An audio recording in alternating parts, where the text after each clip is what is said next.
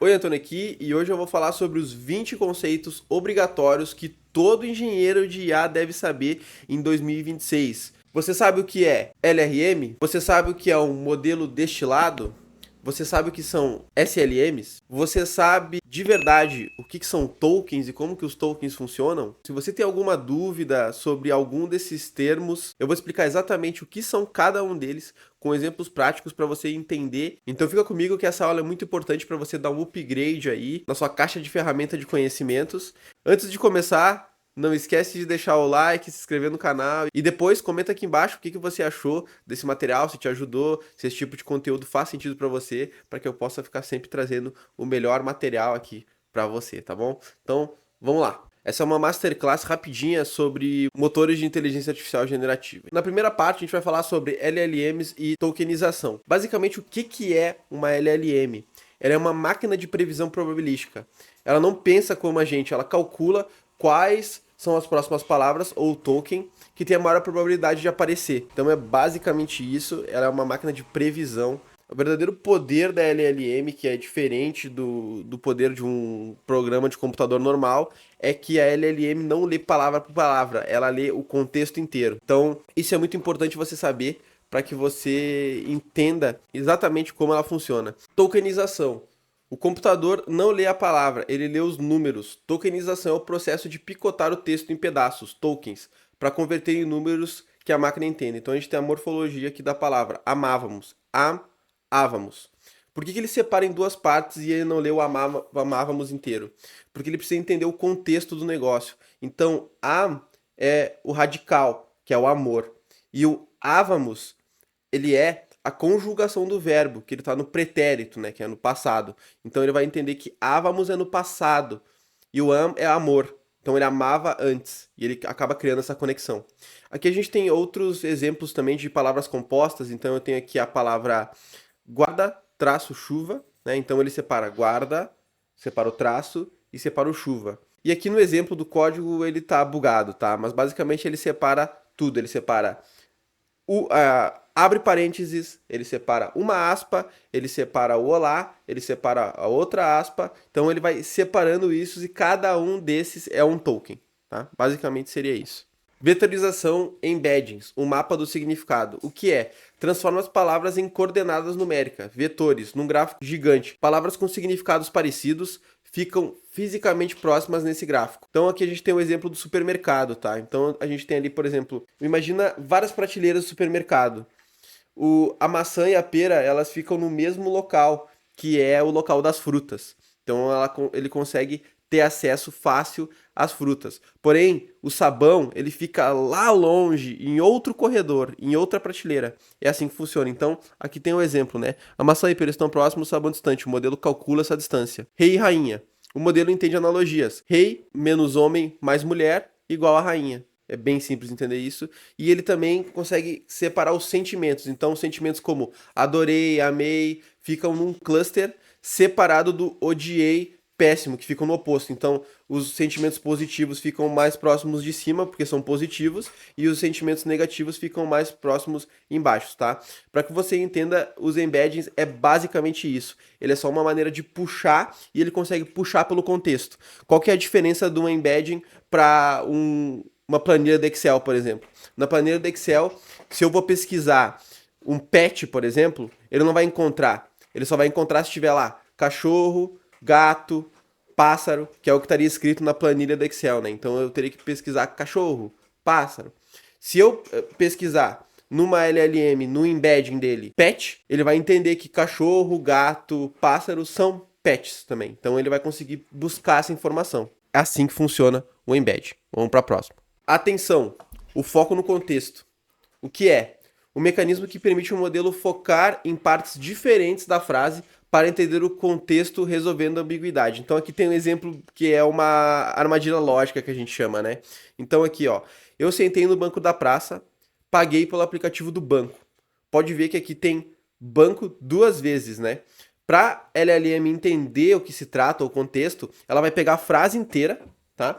E ela vai entender que o banco da praça é o banco que eu estou sentado e o banco que eu paguei é o banco instituição. Então ela consegue ter essa diferença. Lá nos embeddings, nos vetores, estaria O banco da praça estaria em um lugar e o banco como instituição financeira estaria em outro local da vetorização. Então aqui outros exemplos. O troféu não cabia na mala porque ela era pequena. O que que era pequena? A mala era pequena. Um outro exemplo. The dancer twisted the ankle. A bailarina torceu o pé. Por que ele sabe que seria a bailarina? Porque o contexto dá a entender que é ela. Em inglês faz mais sentido, mas ele consegue entender esse contexto na nuance do negócio. 5 e 6. Aprendizado e arquitetura. E a máquina que te ensina. O aprendizado autossupervisionado. É um modelo que aprende sozinho, usando o próprio dado para criar o desafio. A técnica mais comum é chamada de close task, preenchimento de lacunas. O céu é tatatã. Aí ele vai puxar o que é mais faz mais sentido, né? O céu é cinza, o céu é grande, o céu é azul. Então ele vai provavelmente usar o azul, que é o mais comum, o pensamento mais comum, né? Então quebra-cabeça de imagem. Montar uma foto de um cachorro embaralhado. Então vamos supor que a gente monte o cachorro e deixe só o focinho sem colocar. Ele vai entender, ele vai tentar resolver aquele problema e colocar um focinho. Previsão de vídeo. Desenha o próximo frame do vídeo. Por exemplo, a gente dá o exemplo. O que é uma maçã? E daí a gente coloca a foto da maçã. Ele vai entender que aquilo é a maçã, tá? No aprendizado supervisionado, a gente tira a foto da maçã para ele tentar entender. Então ele vai dizer: isso é uma maçã?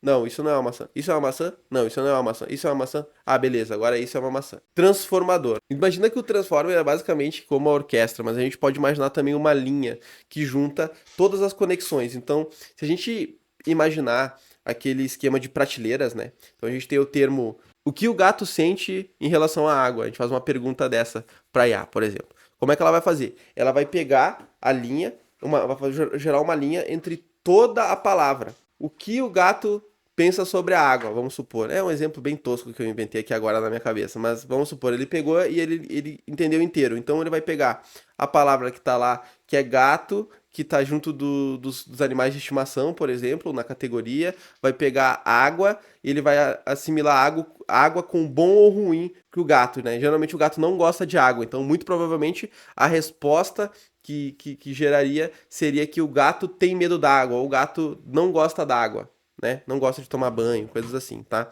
E o transformador, ele é isso, ele é essa linha que vai fazer com que ele junte todas as informações ao mesmo tempo. A frase inteira, não só uma palavra por palavra. E assim ele consegue entender o contexto. Agora, a gente vai falar um pouco sobre fine tuning, tá? E isso aqui é algo que eu acredito que vai se tornar cada vez mais relevante a partir de agora, tá? A partir de 2026, 2027. Por quê? O mais comum hoje é a gente usar uma LLM grande, que é uma LLM pesada, a gente utiliza tokens pagando tokens para outros, seja o OpenAI, seja o Google, seja qualquer um que você está pagando aí, o OpenRouter, que seja. Com o Fine Tuning, a gente consegue transformar a LLM em especialista, mas a gente não quer transformar uma LLM. A ideia aqui é a gente pegar uma SLM, eu vou falar sobre isso também depois, e conseguir transformar ela num especialista num assunto específico do negócio que você está utilizando.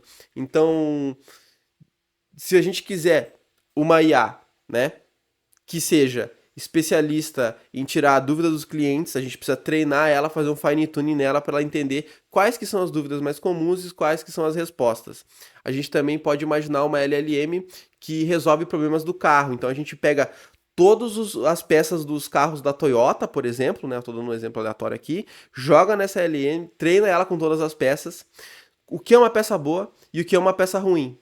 E aí, quando ela ver a imagem, ela vai conseguir analisar e dizer: isso aqui tá estragado, isso aqui tá funcionando, essa peça é do Toyota tal, entendeu? Então, essa é uma das coisas que a gente pode fazer com um modelo de linguagem pequeno que cabe no teu celular, tá? Então, eu imagino que esse é o futuro. Vamos aos exemplos aqui que eu tenho no quadro para você. Especializar um modelo genérico em uma tarefa específica. No clínico geral, o médico faz residência em cardiologia e vira especialista. Manual da empresa. O modelo aprende o dialeto e as regras internas da sua empresa.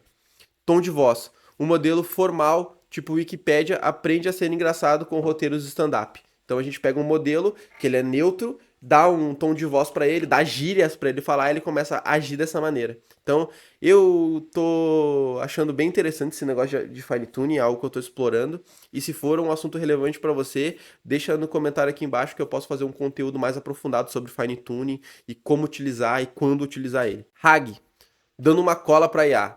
O que é o RAG? Tá?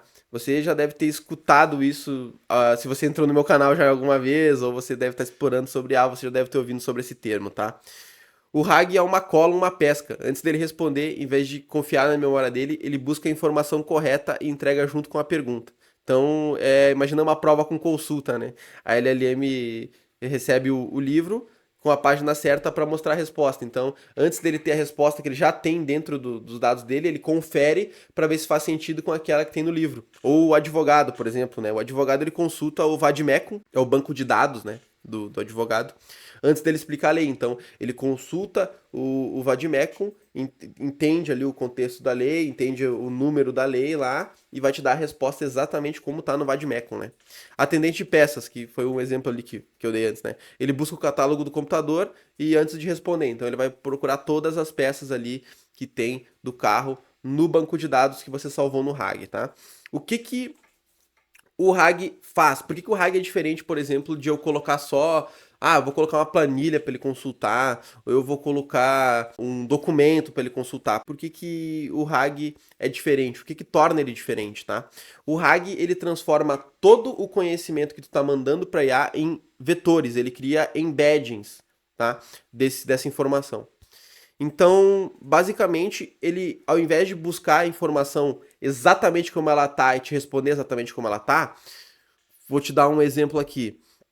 Mais uma vez, o exemplo dos pets, né? Que é o exemplo que está sempre frio na minha cabeça. Se você colocar ali as informações do cachorro tem a saúde tá assim, assim, assado, o gato tem a saúde assim, assim, assado, né? Vamos supor que a gente coloca isso no RAG. E aí eu pergunto isso com outro contexto, tipo, meu pet não tá se sentindo bem. Se fosse só no banco de dados comum, um banco de dados de texto normal, tipo uma planilha, um SQL ou um documento de PDF, ele iria responder exatamente com as palavras que está no PDF, entendeu? Então, se tivesse uma frase inteira ou um parágrafo inteiro, ele iria responder exatamente esse parágrafo, né, que ele consultou lá. No RAG, não. No RAG, ele vai pegar o contexto daquilo que ele aprendeu e responder. Então, ele pode dar respostas diferentes, mas sempre com aquele contexto específico, tipo horário de atendimento, informações de leis, né? Ele pode dar com outras palavras, mas sempre com o contexto que está dentro do RAG. Então, é basicamente assim que funciona o RAG, tá? É uma maneira bem comum. Se você quiser entender mais sobre RAG, aprender mais sobre RAG nos seus próprios agentes de IA, eu falo mais sobre isso no meu curso Enxame de Agentes de IA. Você pode clicar aí no link abaixo e acessar o curso. Onde e como conectar os dados? Então a gente tem aqui o banco de dados vetorial e também a gente tem o modelo MCP. Vamos falar um pouco sobre os dois. Banco de dados vetorial é onde guardamos os dados para o RAG. É o banco de dados especial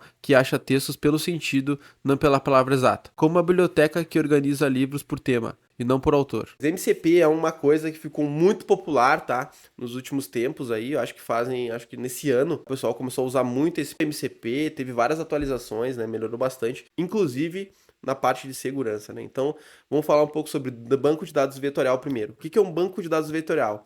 É onde você guarda os dados do RAG, tá? É um banco de dados especial que acha o texto pelo sentido e não pela palavra exata, como eu mencionei antes. Então, o exemplo da biblioteca, ela organiza livros por tema, livros tristes, não por autor. Então, o cara chega, queria ler um livro triste sobre relacionamento. Então, ele vai procurar, por exemplo, um romance específico lá, que é o contexto que tu deu para ele, né?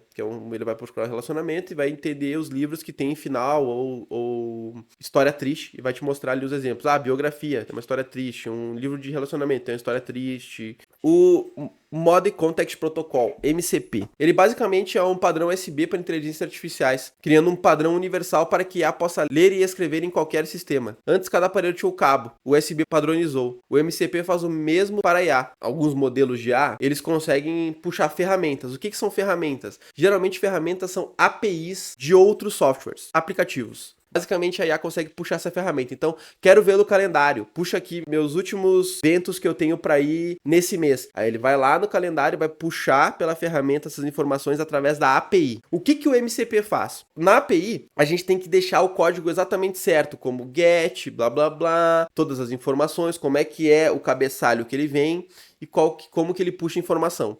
No MCP, a gente tira totalmente essa parte. abstrata de como que a gente faz o negócio. A gente faz uma abstração disso. A gente simplesmente pluga o MCP e o MCP já vai ter todos os comandos que a IA precisa dar. Então ele realmente é um USB universal, como se fosse um USB-C. Ele liga tanto de frente quanto de costa, então ele liga de qualquer jeito que tu enfiar ali, ele vai funcionar. O MCP facilita muito. Porém, o MCP, ele cria um servidor. E isso acaba trazendo um certo problema de segurança para a IA, né?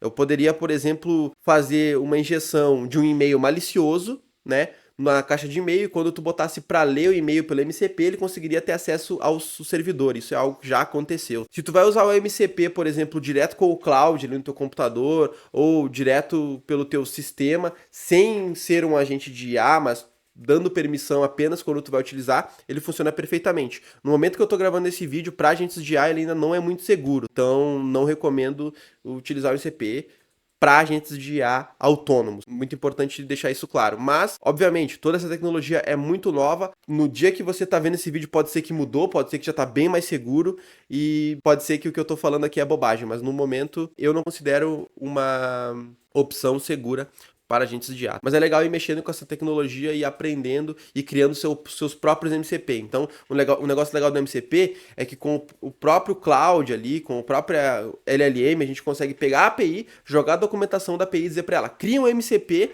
dessa documentação. Ela cria o MCP e tu consegue rodar ele no teu computador, tá? Isso é bem legal. Até vou fazer um vídeo sobre isso no Docker, ensinando como criar pelo Docker um servidor MCP para você utilizar aí no seu computador com os seus modelos de IA. Ensinando na pergunta e preparando na memória. Few Shot Prompting. O que é? Ensine a fazer algo novo, dando alguns exemplos dentro da própria pergunta. Vou te dar exemplos. Supimpa igual a legal. Boco moco igual a cafona. Agora traduza chuchu beleza. Então ele vai entender que essas gírias são coisas boas. Bem simples, bem prático, tá? É irrelevante você entender que você não vai conseguir ensinar com um exemplo só. Você vai ter que fazer realmente um banco de dados para ensinar o negócio com aquelas informações, tá? E isso a LLM pode te ajudar a gerar também, que é bem legal. Engenharia de contexto, o que é? É a arte da preparação das informações antes de entregar para a IA, selecionando a dedo o que ela vai ler para sua memória de curto prazo. O chefe não joga 500 arquivos na mesa, ele seleciona os 3 relatórios mais vitais e diz, leia isso antes da reunião. Então, o que é esse contexto, né? Geralmente quando a gente faz ali agentes de IA, ou a gente vai fazer um prompt para falar com uma LLM que ela fique mais assertiva e não fique divagando, dando exemplos genéricos, a gente constrói a informação mais importante que ela precisa. Então, engenharia de contexto. Haja como um especialista em rinomodelação e através do seu conhecimento você vai ter que responder as dúvidas, sempre mantendo o foco em responder de uma maneira simples. Tá? Esse aqui é um exemplo de uma engenharia de contexto. Então você vai dando contexto para ela te dar as respostas de maneira mais fácil, utilizando menos tokens, né? Economizando tokens e sendo mais assertivo para você. Então isso aqui é algo que tem que trabalhar e essa é uma das skills mais importantes de um engenheiro de IA. Tá? Alguém que trabalha com automações, que cria agentes de IA, engenharia de contexto é muito importante. Agentes de IA, a IA que faz, não apenas fala. Então,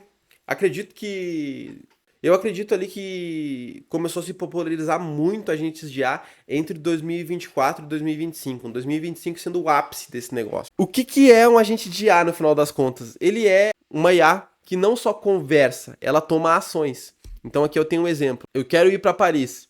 O agente de IA pesquisa as passagens, reserva o hotel, aluga o carro e envia os vouchers. Esse é um exemplo bem específico. Mas um exemplo mais comum do dia a dia. O que a gente vê agentes de IA sendo muito usados? Ah, eu tenho um atendente de IA no WhatsApp, né, que é o negócio mais comum hoje.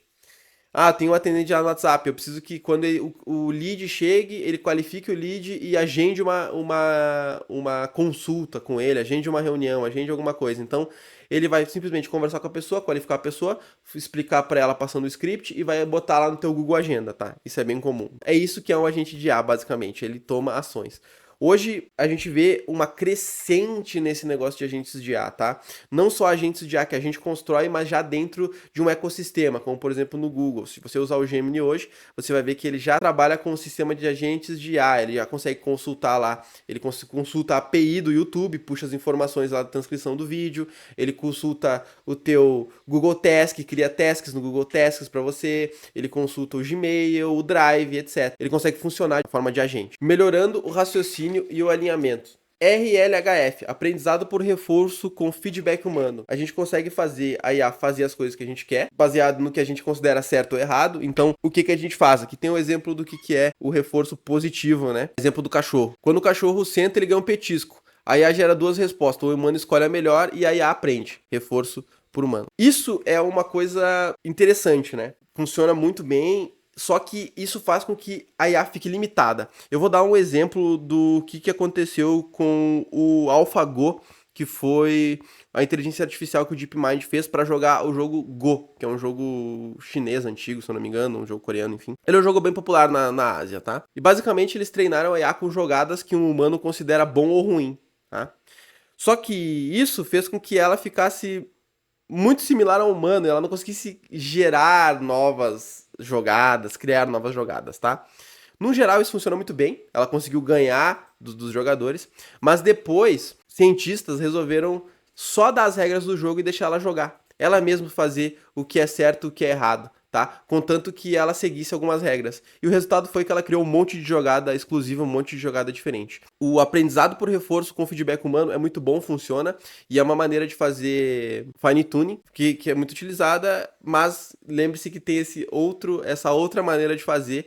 E a gente também vai falar sobre Chain of Thoughts, que é a cadeia de pensamento. As IAs, tá? Elas não são mais pergunta e resposta. A maioria dos modelos hoje, que tá a partir do momento que eu tô gravando esse vídeo, eles trabalham com Chain of Thoughts, né? Principalmente o Gemini, o GPT e tal. O que é isso? A gente manda informação para IA, ao invés da IA só pegar e responder, ela pensa em voz alta o passo a passo. Isso evita que ela chute a resposta. Então, vamos dar um exemplo de matemática aqui. 3 pães a R$2, paguei com 10, qual que é o troco? Então ela vai fazer ali, ó, tem, né, o Chain of Thoughts, ela vai botar R$5, tipo, é isso, né? Ela vai chutar. É R$5. Com o Chain of Thoughts, ela vai fazer o cálculo total. Então, ela vai botar o total é 3 vezes 2, que é igual a 6. O troco é igual a 10 menos 6. Então, o resultado é 4. É basicamente isso. Ela faz o pensamento todo, a lógica toda, para te dar a resposta. Esse é o Chain of Thoughts. Tipos de modelo do futuro. Large Reasoning Models. O que é? É uma nova classe de modelos focada em raciocínio profundo. Diferente das LLMs, que são faladores rápidos, os LRMs são pensadores lentos. Então aqui tem uns exemplos, né? O OpenAI O1, o DeepSeek R1, o Google Gemini 3. Eles testam várias hipóteses internamente antes de responder. São modelos de raciocínio. Você manda a mensagem, ele demora, ele cria ali um raciocínio e depois ele te responde a partir daquilo. Isso é algo que está sendo muito utilizado, está sendo mais utilizado do que as LLMs normais mesmo, que só gospem a resposta. Aumentou bastante isso. E também a gente tem os modelos multimodais, que são modelos que processam texto, que processam imagem e áudio e vídeo juntos. Como que a gente tinha que fazer isso antes para a gente fazer um agente de IA? A gente tinha que ter uma API que pega o áudio e transforma ele em texto, uma API que transforma a imagem em texto para que a LLM ou a LRM conseguisse entender essa informação e responder. Agora não precisa mais disso. Foi mais uma abstração que foi removida. Ela não precisa que você tenha uma outra API que faça isso. Ela faz tudo sozinha. Ela consegue entender áudio, ela consegue entender imagem, ela consegue entender texto. E isso é o que vai trazer a gente mais para AGI, né? Que é algo que a gente acredita que vai chegar, que é a inteligência artificial geral, que é que a IA vai poder fazer tudo que o ser humano consegue fazer. Entender áudio, vídeo, texto, é um negócio bem interessante e com certeza funciona muito bem. Eu uso bastante essa capacidade multimodal hoje em dia, tá? A revolução da eficiência. Aqui é uma coisa que eu quero que você preste bastante atenção e é algo que eu acho muito importante, que são esses últimos 3 termos que eu vou falar, que é SLM, Small Language Model, Distillation, que é a destilação do modelo, e a quantização, que é compactar o cérebro da IA. Tá? Basicamente, essas coisas são muito importantes para que você entenda que eu acredito que isso vai ser uma tendência, tá? Em 2026, 2027... Vamos falar um pouco sobre SLM, Small Language Model. São modelos pequenos o suficientes feitos para rodar no seu notebook ou celular sem internet. Então a gente tem um exemplo aqui do mais atual que a gente tem hoje, que é o Gemma 3, que é um dos modelos de open source que mais são relevantes hoje nesse meio. Por quê? Porque ele é um modelo pequeno, que roda no computador e roda no celular. Ele é um modelo multimodal, que consegue entender imagem, áudio, vídeo e texto. E ele é pequeno. Então isso é muito legal. Destilação, o que é? É ensinar um modelo pequeno usando um modelo professor, uma LLM ou uma LRM. Como é que isso funciona, no final das contas? A gente vai pegar a informação que a gente quer da LLM, que é o mais assertivo. A LLM, ela sabe tudo, ela é o professor, ela tem um conhecimento gigantesco. A SLM, ela é o aluno, ela não tem muito conhecimento. Como ela roda no celular, ela não pode ter todo o conhecimento do mundo, porque ela ficaria muito grande e ela precisaria de muito processamento. Então, o que a gente faz? A gente treina ela, destilando ela através do modelo maior. Então a gente treina o modelo maior com informações que a gente quer e as respostas que são melhores, as mais utilizadas, que fazem mais sentido para o humano, a gente joga ela para o modelo menor. Vou dar o exemplo aqui, novamente. Vou dar o exemplo das peças dos carros, né? Uma SLM, ela não tem um conhecimento total sobre Toyota, ela não entende todos os modelos de Toyota que tem, todas as peças de Toyota, todos os modelos de Toyota, todas essas coisas, né? E ela tem um conhecimento generalista sobre as coisas e não muito aprofundado. O que a gente faz? A gente pega toda essa informação e joga nela destilando do modelo maior. Então a gente treina o modelo maior e joga para ela. A gente também pode fazer direto nela, sem destilar. A gente pode pegar essa informação e treinar ela com essa informação. Então ela vai ficar especialista numa coisa só. Que eu imagino que realmente isso vai ser o futuro, tá? E a gente também tem a quantização, que é compactar o cérebro da IA. Então, a IA, ela funciona da seguinte maneira, né? A gente tem os vetores. Então, vamos supor que a gente tem o número 1 e o número menos 1. Só que entre o número 1 e o número menos 1, a gente tem 1.50482776. A gente tem um número gigantesco, que é o número onde se encontra o vetor, né? Onde se encontra a informação do vetor. O que a gente faz quando a gente faz uma quantização? A gente pega essa informação e tira esses números. Então, ao invés de ser um número 1.236678910, blá blá blá, a gente bota 1.2. Então ela vai saber que a resposta está ali no número 1.2. Isso diminui bastante o tamanho, né? Ela dá uma compactada no negócio e faz com que ela consiga rodar ali em sistemas menores, né? Em computadores menores.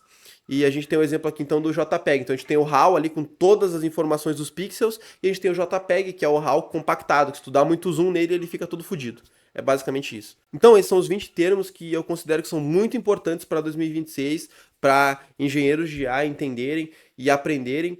E se você quiser uma sugestão sobre o que eu acho que é relevante estudar hoje em dia no mercado de IA, agentes de IA com certeza estão na prioridade top 1, tá? Que é o que muitas empresas estão precisando, muitas empresas necessitam, muitas pessoas querem isso, e é um assunto que é bem relevante. Já está até um pouco saturando o mercado, mas a maioria das pessoas ela não vai a fundo nesse assunto. Então, se você quiser aprender mais sobre isso, criar seus próprios agentes de IA, aprender mais sobre IA, falar com pessoas que gostam desse assunto e têm interesse não só em agentes de IA, como também em modelos de linguagem menores, como também em fine tuning, entre no link abaixo, acesse o Enxame de Agentes, você pode adquirir o meu curso onde eu falo sobre agentes de IA com exemplos práticos, onde você vai conseguir fazer, tá? De uma maneira fácil.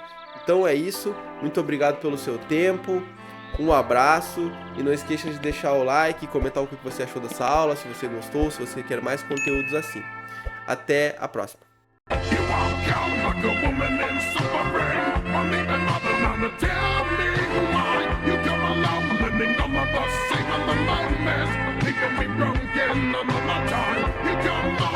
Bloodstained hurricane, leave me alone, let me be this time. You carry on.